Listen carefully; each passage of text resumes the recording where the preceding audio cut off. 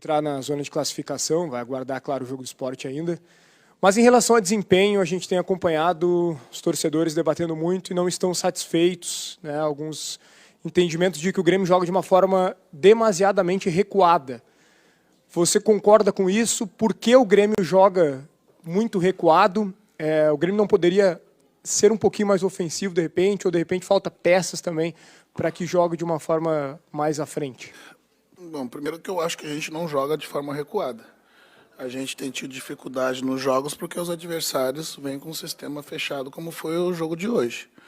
A dificuldade que a gente teve para furar o bloqueio, que se mostrou isso no primeiro tempo, foi em função do adversário que bloqueia muitos espaços, bloqueia as amplitudes do campo, e a gente não consegue achar soluções para esses problemas que aparecem em diferentes momentos do jogo. Que talvez o torcedor ou quem faça análise, né, esteja fazendo uma comparação com o momento recente, né, das conquistas do clube e comparando os estilos de jogos, né, de ontem e de hoje. Eu acho que essa comparação ela não deve ser feita. É um momento diferente, inclusive na divisão que o clube está jogando. Né, mas de toda forma, nós não vamos vencer o nosso adversário por 5-0, mesmo que do ponto de vista da expectativa, né, pelo peso, pelo tamanho das camisas, deu uma diferença, né, a favor do time maior. Nós vamos enfrentar dificuldades do começo ao final da competição. E, novamente, nós não iremos subir em agosto. Né, nós vamos ter o acesso perto do final das 38 rodadas. Claro que a gente, dentro do que nós temos por característica do grupo, eu vou sempre buscar soluções justamente para que a gente jogue mais. Né? O fato de escolher uma formação com 3 zagueiros não foi para defender mais, justamente foi para jogar mais, para que eu tivesse mais jogadores à frente da bola no momento defensivo. Quando eu abro 3 zagueiros, quando eu retomo a bola dentro do meu campo, em alguns momentos eu tenho Janderson, Biel e Diego Souza à frente da linha da bola, né, para que a gente consiga chegar no campo com velocidade, dando mais parceiros por dentro para o Diego, que em alguns momentos se mostrou com outra estrutura mais isolada na frente. Mas, então, eu não concordo que a gente joga de forma retraída.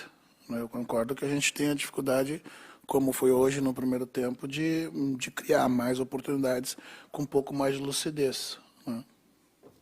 Roger, o drama de encarar adversários fechados, ele é discutido desde o início da temporada, porque já se imaginava isso dentro da Série B.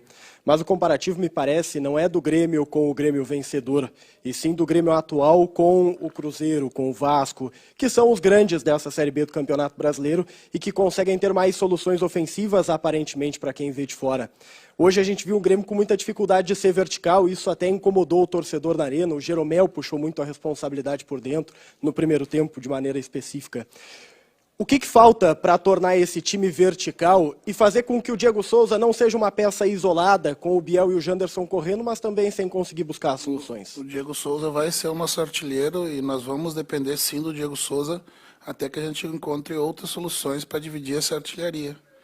Né, concordo, hoje o fato de não sermos vertical foi pela ansiedade ou pelo receio, né, do ambiente que tem sido criado dentro de casa, né, de tu arriscar mais passes em profundidade, né, com a estrutura do Sampaio Correia, com um bloco baixo, mais um bloco em linha média, oferecendo essas profundidades, e por vezes tu não arrisca uma profundidade, dar um passo lateral com receio de ter essa bola retomada e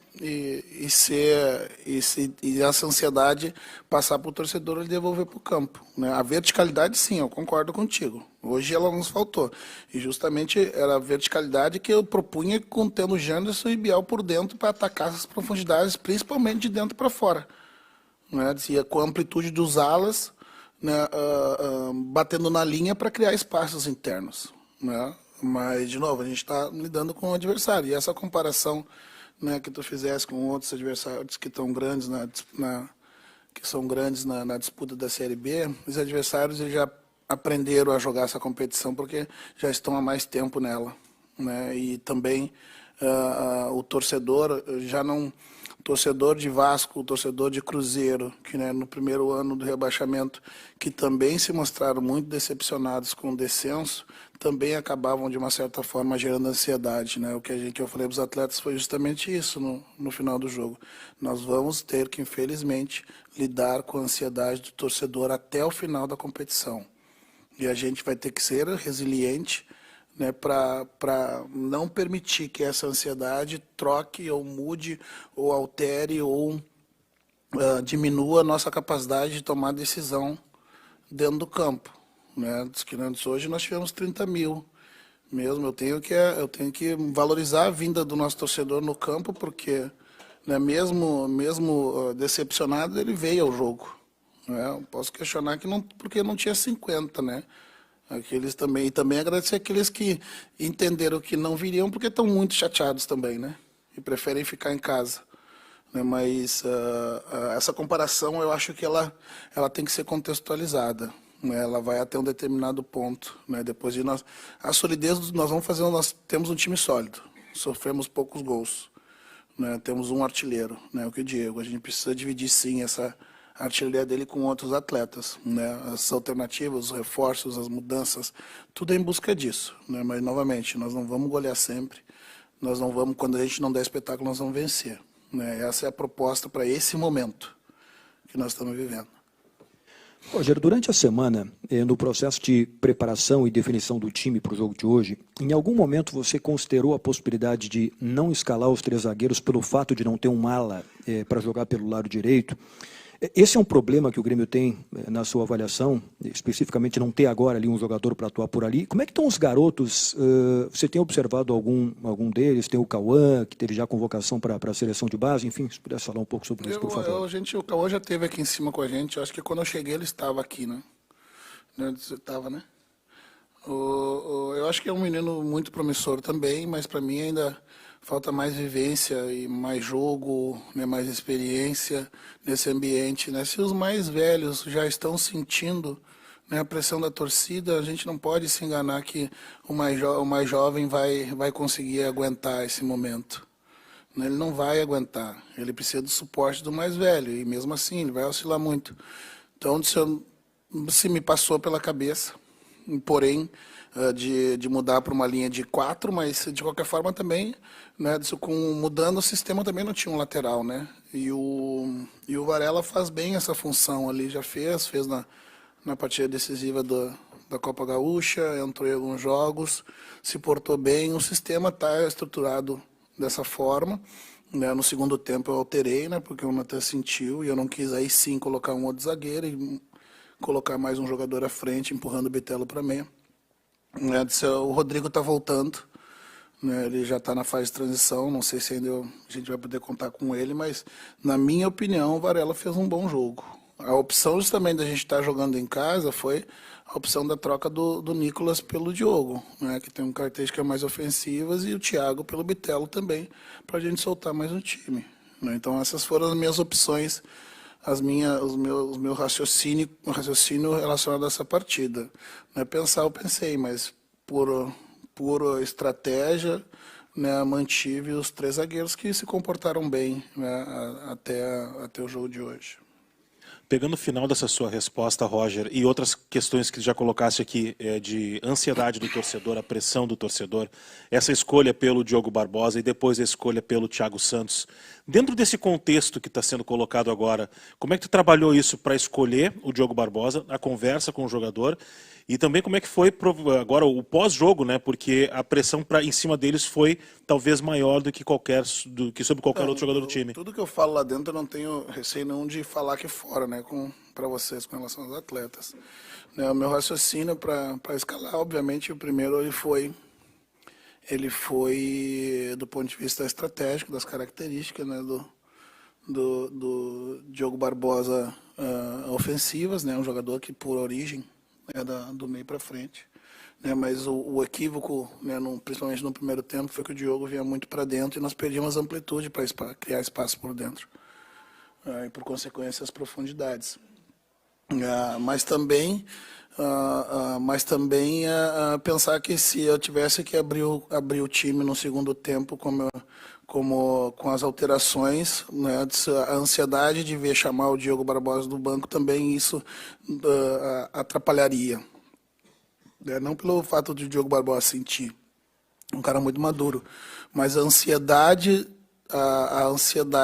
né, dá para dizer até a negatividade quando você chama um jogador do banco, impactar nos outros atletas, no coletivo. Né? Mas o que eu disse para os atletas ali dentro do campo, dentro do vestiário, é que há 30 anos dessa profissão, né, eu disse, o que fica lá na frente vão ser as lembranças positivas, né, as amizades que a gente faz dentro do vestiário, dentro do grupo, né, disse que a maior capacidade que a gente tem como atleta ou como treinador é não permitir que as decisões e o ambiente interfiram nas minhas decisões. Né? Então, em nenhum momento eu pensei em não colocar o Thiago, porque aquela para mim era a alternativa tática certa para aquele momento. E o Thiago se mostrou correto, porque entrou no campo e foi dele a roubada de bola do segundo gol e a roubada do terceiro, que foi invalidado por impedimento. Né? Então, o que eu falei para eles, exatamente o que eu fiz agora para vocês, não se enganem que nós vamos ter que lidar com esse ambiente do torcedor, de ansiedade, né, de tristeza, de impaciência, até o final. Né? Quando o torcedor, um torcedor que é muito importante para a gente, quando ele vier no campo, mesmo que seja 5 mil, a gente tem que valorizar esses 5 mil, né? E perguntar pelos outros 45. Mas esses que vierem em campo e que não gostam e se manifestam da forma como se manifestam, a gente tem que, na verdade, agradecer eles ter vindo. Né? Não criticá-los, mas entender que essa é a nossa parte. Né? O que acontece no campo é que reflete no torcedor que volta para campo. Né? Pouquíssimas vezes vai ser o contrário. Né? Mas, de novo, essa é a nossa parte. Né? Quanto peso a gente consegue carregar sem envergar. Roger, você falava no início sobre a importância que o Diego Souza vai ter para a equipe do Grêmio durante a Série B. Ele mostrou isso hoje. Só que em alguns momentos da partida, a gente percebeu o próprio Diego Souza fazendo o sinal, pedindo a aproximação do restante da equipe que ficasse mais próximo de si. E como resolver isso? Você tem pedido nos treinos que o time fique mais próximo do Diego Souza? Como resolver isso para as próximas partidas? Eu só não peço como treino, né? Só pedir uma parte só, né? O treinamento é outra.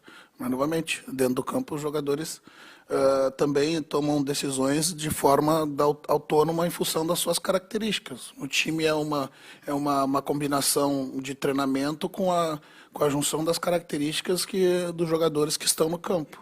Né? Justamente, de novo, colocar 3 zagueiros já foi para botar jogadores perto do Diego, para que ele não se mostrasse sozinho. Porém, os jogadores que hoje jogam ali, que é o Biel e o Janderson, jogadores rápidos, né, que têm por virtude de velocidade. E, por vezes, eles se afastam, né, do Diego, né, que vai trabalhar em profundidade apenas no último terço. Antes disso, ele vai ser um jogo de apoio. Né? E é isso que a gente busca sempre trabalhar. Acontece algumas vezes, tu treina exaustivamente, não é para as questões se repetirem durante todo o jogo 55 vezes, 60 vezes. É 1, 2 encaixes, né, de apoio, né, para que você ganhe uma solução. É alternar os momentos. É tu buscar profundidade no adversário para criar espaço para jogar por dentro. Né, e se o adversário não proteger a profundidade, tu usar. Né, porque um adversário como hoje, se você não se insinua em busca de profundidade, ele sente o conforto de que a bola não vai entrar nas suas costas. E ele vai marcar mais a bola no pé.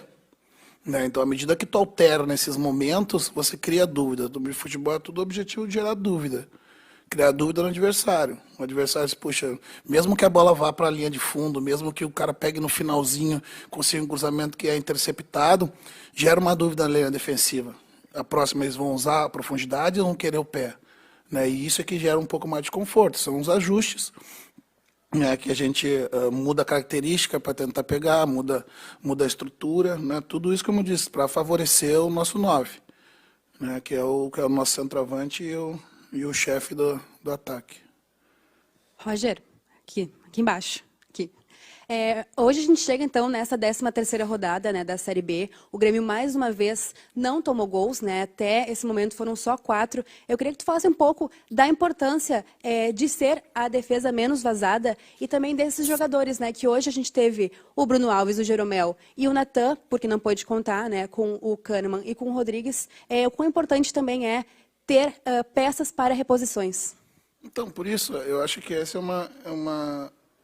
um ponto bem importante que a gente deve refletir, né, com todas essas ausências, né, acho que é o 7º jogo já que a gente não sofre gols, seguido, né, e mesmo assim é o questionamento com relação à produção do time, né, eu acho que é encontrar o equilíbrio, né, hoje nós tivemos improvisado um ala, né, o Natan que ainda não vinha, que não tinha tido uma oportunidade junto aos titulares, a gente perdeu o Tonhão, o Rodrigues, durante a noite, né, a gente já não tinha o Elkos como alternativa. Eu acho que tem muitos pontos importantes que a gente pode valorizar nessa vitória, né, eu acho que a gente pode também mudar um pouco o foco da análise, né, de uma forma mais proativa, né, analisar esses contextos, né, da invencibilidade, né, que até bem pouco tempo eram 5 jogos sem ganhar e se transformarem em 7 sem perder, né, e eu acho que teve coisas importantes. Tem muito a melhorar? Obviamente que tem, mas nesse momento, né, o que nós buscamos é a solidez para se manter vivo no jogo e definir a partida em 1, 2, 3 oportunidades com eficiência das oportunidades criadas. Roger, a gente já falou algumas vezes aqui em oscilação, né, da gurizada, principalmente, né, dos guris. E se tem um jogador que tem oscilado nos últimos jogos, eu acho que é o Bitelo. O Bitelo não tem feito as mesmas atuações que fez antes. Tem a ver só com a oscilação ou pode ter a ver também com o jeito de jogar com 3 zagueiros? Mudou um pouco para ele? As alternativas dele em campo mudaram também? Não, porque ele já não vinha bem quando nós estávamos jogando com 4, né? Ele deu uma quedinha ali, mas antes da gente transformar em 3 zagueiros, né? Ele já vinha não no mesmo nível de outras atuações. É perfeitamente natural, né, essa queda, oscilação, porque você passa de expectativa num primeiro momento, né, depois você tem que confirmar tudo aquilo que você provou, né, e esse momento é um momento bastante muito difícil, né, eu costumo dizer que no futebol as coisas se resumem, no futebol e na vida tudo se resume a 2 coisas, a vaidade e as consequências dela. Só isso, né? Todo jogador de futebol ele vai se deslumbrar, todos. A diferença vai ser quanto tempo você vai ficar deslumbrado. Alguns são alguns meses, outros são alguns anos e tem uns que estão até hoje, né? A carreira toda, né? Eu me recordo quando eu fui para a seleção a primeira vez. Eu votei pensando que eu era o melhor lateral esquerdo do mundo. Até o Filipão pegar uma bola no treino, né, o que eu, e algumas vezes, né, que vocês presenciaram, que alguns achavam que essa contundência em abordagem é errada, eu queria sair driblando todo mundo. Então, ele pegou, depois da 3ª vez que eu fiz isso, ele pegou uma bola, eu disse, essa aqui é para ti, para o treino. Agora tu deixa essa para os outros também dividir um pouquinho, né? Mas então, de novo, não é questão de deslumbramento da vaidade como algo negativo. É que todos nós vamos, de uma certa forma, nos deslumbrar com o momento que a gente vive. Mas a sorte é que a gente tem alguém para puxar a gente para a terra de novo, né? E essa é a minha responsabilidade. Eu só, olha, e ele já sabia desse momento que ele ia passar. Porque mexe no contrato da gente, a gente começa a ver mais dinheiro. Eu me recordo, como se fosse hoje, isso eu conto sempre para eles, quando eu recebi o meu primeiro salário, quem é mais velho vai lembrar, aquele olerite, né? Verdinho com carbono, lembra que eram 2 ou 3, tinha uma folha no meio. Eu me recordo, meu primeiro salário foi R$4.000, há 30 anos atrás. E a minha irmã, a minha irmã que é minha administradora, estava na minha frente quando eu mostrei para ela o contra-cheque. Eu ganhava R$300. Me passaram para 4 mil. Eu lembro que eu devo ter gritado tão alto dentro da minha cabeça que ela deve ter percebido. Que eu olhei e disse assim, tô rico. O que eu vou fazer com R$4.000 por mês? Jantar fora para mim era comer X. Comprar roupa para mim era comprar roupa na C&A e na Mesbla. Andar para mim era para andar de ônibus. Quem é velho lembra, né? Da Mesbla. E ela pegou, tirou o contra-cheque da minha mão e disse, tu não vai fazer nada, eu vou. Disse, quanto é que tu ganha? Eu disse, eu ganho 300. Tu vai ficar com 1.000, tá? Olha só que beleza, eu vou te dar 2 vezes mais. Não, mas o resto eu vou guardar. Porque tu não sabe que nível tu vai jogar, se tu vai se machucar, quanto tempo vai ser a tua carreira. Foi a melhor coisa que ela fez. Então, tudo isso, de novo, tudo isso é completamente natural. A oscilação pelo nervosismo da torcida, pelo desejo de afirmação, de sair de expectativa, de prolongar o contrato, do empresário mostrar que ele está sendo visto e já tem outros times olhando. Tudo isso é natural acontecer, né? E eu acho que não é o caso do Bitelo, é o caso do Elias, né? É o caso do Gabriel, né? O desejo de acertar, e vai ser assim. A gente firma, esconde um pouquinho, né? Porque assim, da mesma forma que o torcedor deseja, depois de 2 jogos sem jogar bem, ele também não quer mais. E eu tenho uma responsabilidade com a carreira deles, com o prosseguimento, porque eu já vi muitos o ambiente matar. Né? Então a gente bota um pouco, tira, ganha a tua confiança no treino de novo. Vou te esconder um pouquinho, tá? Para deixar a gente ver. Daí a gente bota de novo e assim a gente vai indo. Não é só um fator, são vários.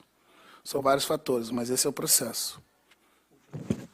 Roger, eu queria te perguntar, já que em virtude desse ambiente criado, como é que se comunica o torcedor? Como é que faz com que ele entenda que essa é a realidade do clube, que por falta das opções, às vezes, ideais, precisa às vezes se improvisar, precisa adotar um estilo de jogo que muitas vezes não é o de preferência, mas que é o do momento para, exatamente como tu citaste, ter essa questão da solidez, de evitar perder primeiro para depois tentar vencer. Marco, então, é justamente nesses momentos a gente buscar, não conscientizar, mas mostrar que o torcedor é o fato gerador de tudo que a gente faz. Se ele é o patrimônio do clube, né? Se ele é muito importante para que a gente consiga devolver o clube à primeira divisão, né? E a gente precisa muito do torcedor ao lado, por vezes o que ele vai ver dentro de campo, ele não vai estar completamente satisfeito, mas é o que para esse momento a gente pode, né, oferecer, e os atletas estão muito, mesmo por vezes chateados, né, de poxa, né, parece que é melhor a gente até jogar fora de casa do que em casa. O torcedor lá é importante. Que venham 50 mil e que vai, não tem problema, né, mas nesse momento a gente precisa do abraço do torcedor.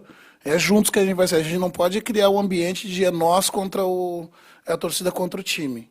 Daí a gente não vai. Né? Que lotem o estádio. Né? Que dentro de campo, ou com bom futebol, ou com energia, ou com motivação, né? Ou as 3 coisas juntas, nós vamos buscar tirar o time para a primeira divisão de novo. Mas só vai ser com o apoio dele. No time sem torcida não anda. E a gente sabe como é que é a torcida do Grêmio. Eu vivi aqui 10 anos como jogador. Nos meus momentos como atleta, né, se eu me recordo em 2003, quando a gente foi, acho que também da segunda rodada até a última, se livrando contra o Corinthians, para não cair. Depois das rodadas iniciais, que o torcedor também veio decepcionado e veio um pouco o número, quando ele percebeu que sem o apoio dele a gente não ia livrar, ele foi para campo. No último jogo contra o Corinthians, se a gente pegar o borderô do jogo, tinha 50 mil pessoas no Olímpico.